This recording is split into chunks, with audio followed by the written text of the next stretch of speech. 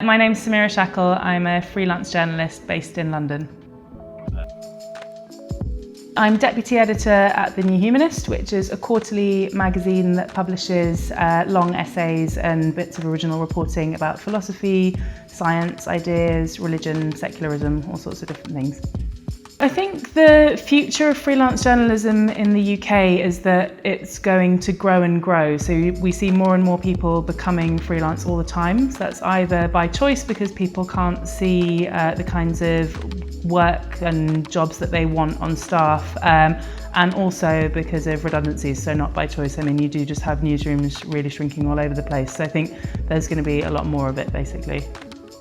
I work quite a lot overseas, sometimes doing quite high-risk assignments or being in high-risk countries, and there's a real problem with a lack of support, the type of support that would be afforded to staff correspondents. So that could be as basic as not being added to an insurance policy, or it could be not having any kind of risk assessment process, or just no one actually knowing where you are day to day or what interviews you're doing and what risks you're taking.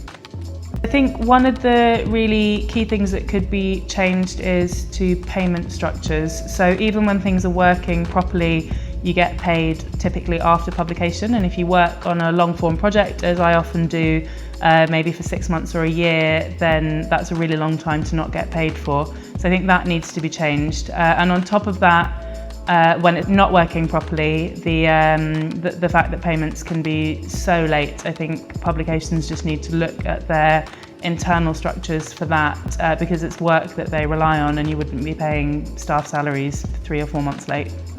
Aspiring journalists should pitch a lot all the time and be persistent. I think persistence is a really big part of the battle. It's very easy to get disheartened if you're not getting replies to your pitches, but it's fine to follow up after a week politely. A lot of people's inboxes are really flooded.